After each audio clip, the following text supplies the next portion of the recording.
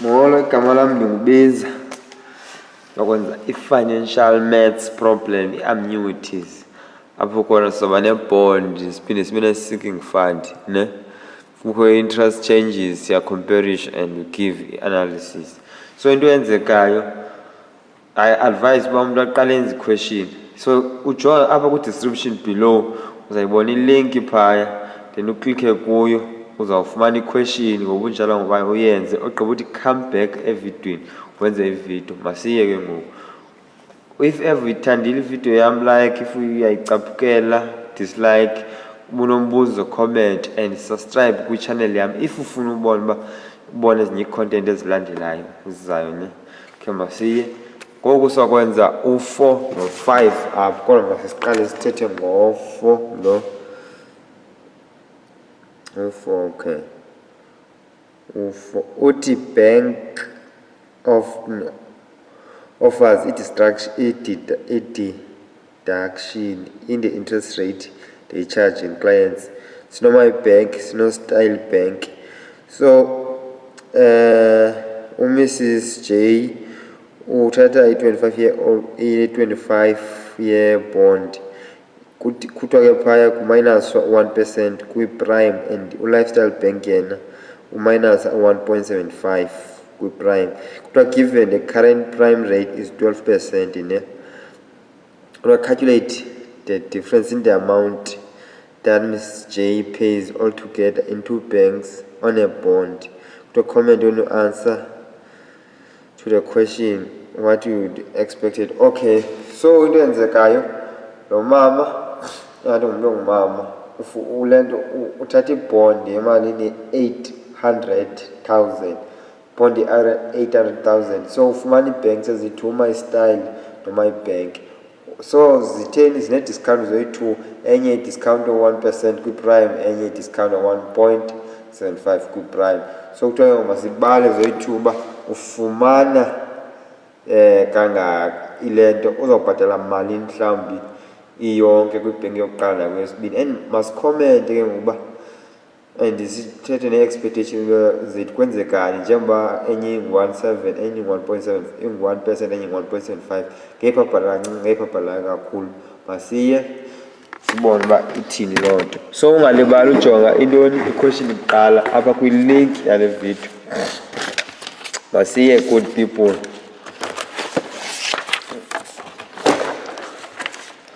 Eyokuqala ngubani? nguMybank. Okay, sinobani? sinoMybank, sinoMyB. Okay, so siyayazi u-PV ngubani? 800,000 ne. Then u-I wethu ngulona caba kuthiwa i-prime u-12, then uMybank uminus u-1, so kushiyeke u-0.11 percentage because u-12 minus 1 ngu-11, then i-percentage yethu so siyidivayida ngabani? ngu-100. So enakazutshintsha ngu-12. So maka siyijonge on a monthly basis ne. So monthly, so sayicompounda ngo-12. Then yintoni? yi-bond. So iformula esiyithathayo le ithi PV. Kule question uzawubona i-difference xa sidila ne-sinking fund okanye i-land future value ne-present value. PMT dololo yile siyifunayo ne, i-monthly payment. Uba ibikhona ngesingekho apho.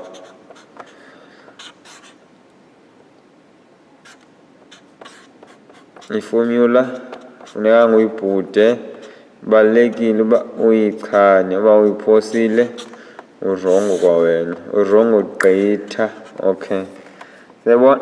So sinetyala ka-800,000, sifuna uyazi uba singabhatala malini ngenyanga. So PMT dolulu, i-interest yethu ku-0.11, but sifuna uyazi thini uba ngenyanga, so on a monthly basis ne. So i-term yale nto u-N bekutshiwo kwathiwa ngubani? u-25. So iza ngu-25 times 12, then silandela iformula, good people. Okay,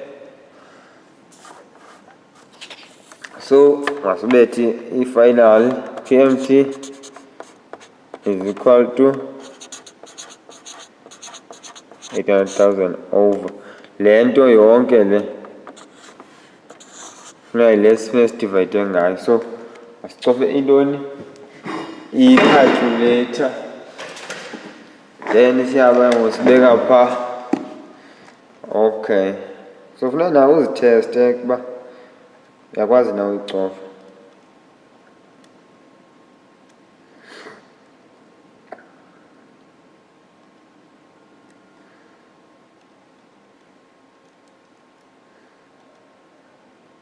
Over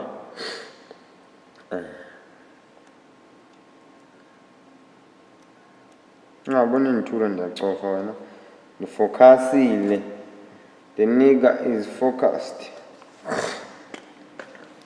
102 alpha point 0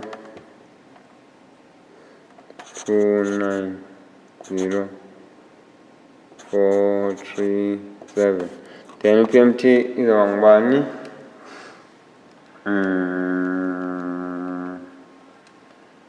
Ingangu 7,890. Ebon. So my bank lo eyokuqala offer. So siya kwentoni kwesibini sibona uba kuyo PMT uthini.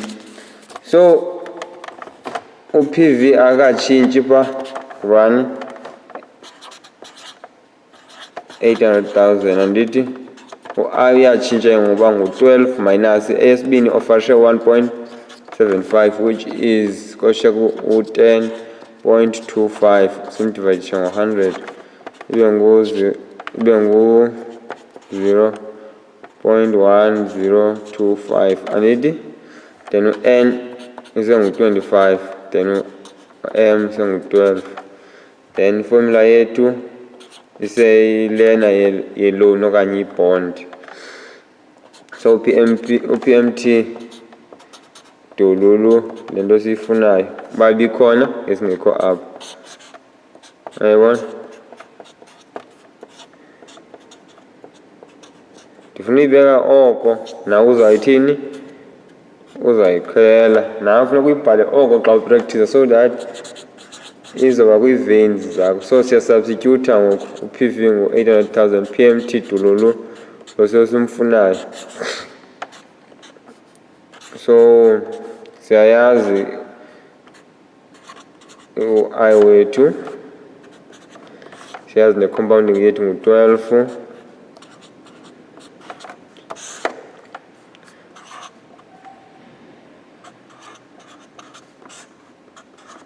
Then uPMT wethu is equal to over le nto izawuphuma apha, le sawudivayida ngayo apha. Masiyeke, ndiyikhawulezisile nesibini because senethemba lisibonile kule yokuqala funeka sibhoreke. Ndiyenze 6 minutes yokuqala le ndifuna yenze 2 minutes. Yabona at least u-saving time sonzayo kwesibini.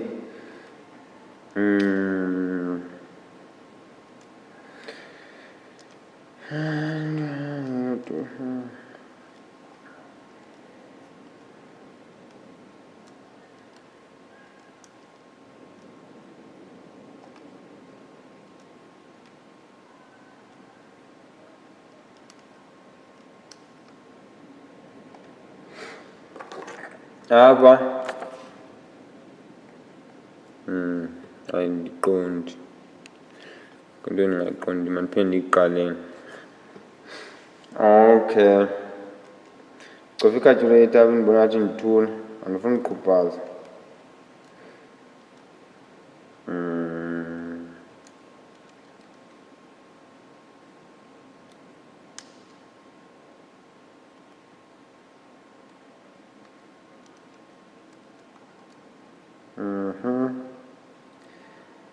Okay.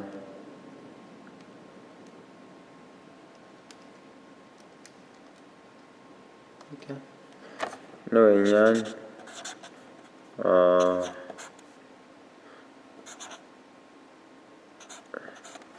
Asithenge ke siye. Asibona ukuphuma ntoni. Okay. Then something is strange. Okay.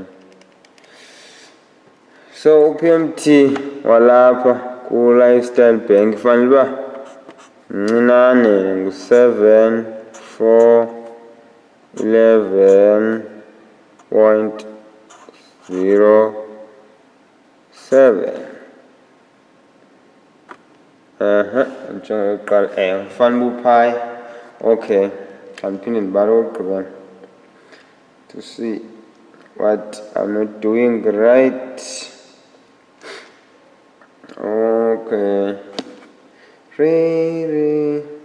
Oh, sorry.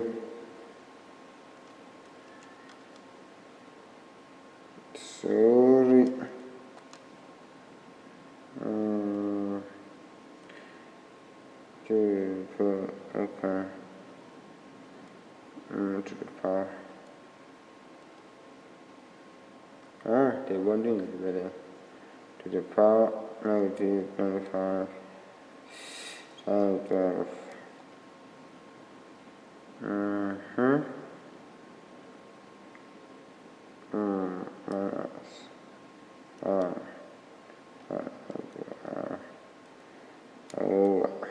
Kunzima ukuxoxa calculator. Akusona kuxelela. Okay. Khona lephuma engeyiyo le.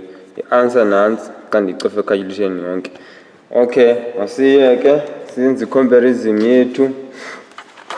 Nguma-style lo. Nguma-style bank.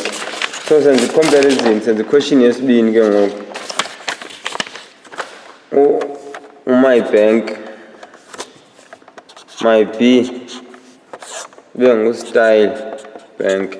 So my bank ubhatala malini yena u-7,840.94. Then lena bengu-7 ngenyanga ke guys, sibhatala ngenyanga le mali. Ayibona 66.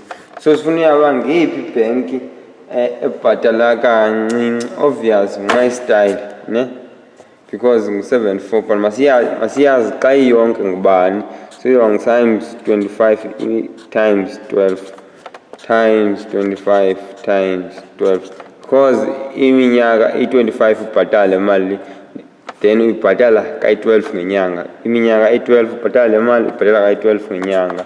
Then utsho kuphume emalini,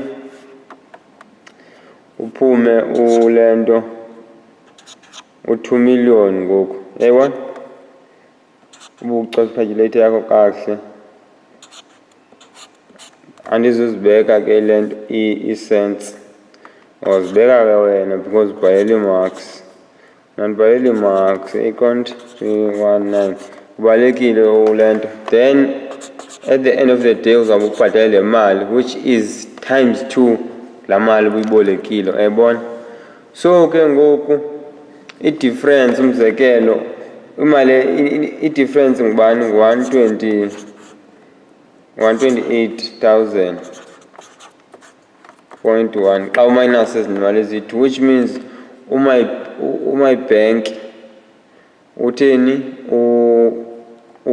ububoleke 800,000 uzobhatala imali engaka extra. And awufuna ukubhatala extra maxa nje sokubhatala extra, because uboleke 800,000 ubhatala seyi-2 million, nalapho seyi-2 million. Kodwa you will go with my style bank because le ikunika i-deduction ka-1%, le ikunika i-deduction ka-1.75%. So la 75% ku-millions means a lot. Uyambona nanku 128,000. So obviously xa uboleke imali kum, I was expecting the same thing. Uyayibona uba kuzawufiwa uzawubhatala imali eseyininzi kabi. Masigqithe siye kubani ku-5 yena uzoba short but fanele umbonile yabona. U-5 uthini uthi u-5 okay uthi a group of homeowners in particular area would like to raise money to build a children playground in the park. They need to accumulate 325,000 in 3 years time. They decided to establish a fund that pays 9.5% interest per annum compounded monthly. If there is 33 homeowners to join the scheme, calculate each homeowner monthly levy should be. So as homeowners 343 zifuna ukuba kwiminyaka emithathu zibe zikhuphe imali engange 325,000. Sifuna ukwenza sinking fund ezobe ibabhatala u-9.5% ngobeka la mali away. So bafuna ukwazi uba bangabhatala malini ngenyanga if they want to get to 325,000. That is a sinking fund. Uyayibona? So fanele uyazi nje i-formula ye-sinking fund okanye xa uceba uthini ubhatala something for future. So masibe siya siyisebenzisa u-FV, future value, which is bafuna le mali in 3 years time 325,000. So sasichief sali ngu-3 bafuna ikhupha monthly, so M12 I la sinking fund yabo ibanika u-9.5%, which is ayibona. So ke ngoku u-PMT lo Dululu asimazi bafuna kwaba bangakhupha mali ngenyanga xa kukho ezi conditions. So i-formula yethu FV is equal to PMT lo uthi Dululu then uthi 1 plus I yabona ngoku N times M. Sensuba bendinothanda uba kubona umehluko ayibona. Okay, so umehluko into uba ngoku lo 1 ungapha kwaye uqala ungapha le i-negative ngoku ayikho negative, but masiye uzayibona as you go along ne. Masubstitute ke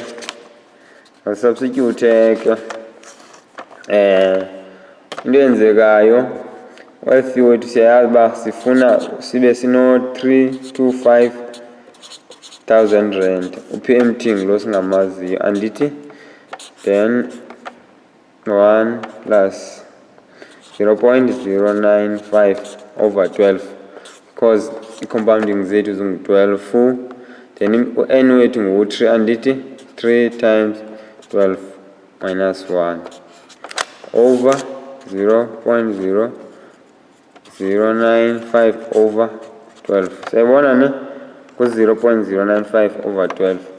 So u-PMT wethu is going to be equal to 325,123 over yonke lento ne. Sayibona laa nto isithi over yonke phofu. Okay, mandicofa i-calculator wakhona asokolisa i-calculator ne. Okay, ngephi ncam kodwa funeka uyiqhelile because ephepheni kofuneka ukhuphe i-answer, ungabe usithi okay andiyithandi le nto endiyityayo kuthiwa yitya khuthununu. Kufuneka upasile ufumene i-certificate sakho yabona. Izinto zakhona ngoku. So apha le nto yonke is equal to 41.46575975. Then u-PMT wakho izoba ngule nto ndinentofa lo andizoyazi ngentloko. Okay,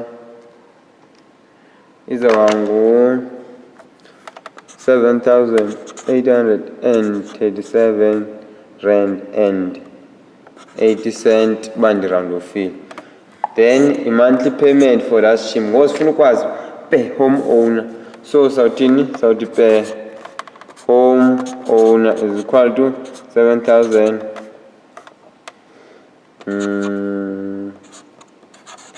siyazazi ii-homeowners zethu ziyi-43, so the homeowner izoba yilaa mali. Siyayibona the homeowner izoba yilaa mali ne 182 rand. So umntu ngamnye funeka kuphe 182 rand for iminyaka emithathu in 12 months. So masithi for iminyaka emithathu for 12 months funeka kuphe laa mali. So 3 times 12 for 36 months funeka kuphe 182. Abantu abayi-43 ize kuphume ntoni? U-325,000. Yayibona? Abantu xa inosebenzisana ingaphuma imali. Okay, thank you for watching the video. I would like you to subscribe to my channel if ufuna iividiyozi ezintsha. Like my page, I made it grade 12 2017. Bye bye. Thank you for watching. Esithatha ividiyo senza. Bye bye.